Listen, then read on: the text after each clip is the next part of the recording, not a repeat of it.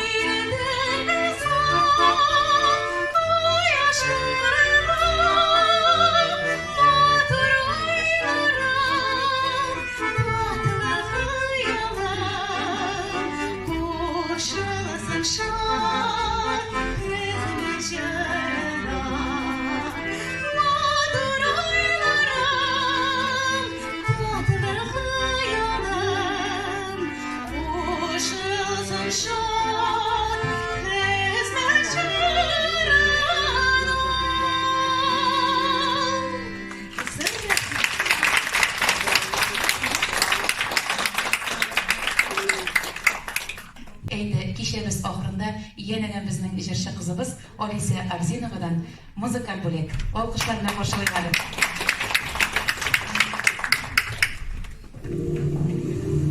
Tuhan dilinin şirin, Nabi İsmet sizleri, Tatar halk şirin.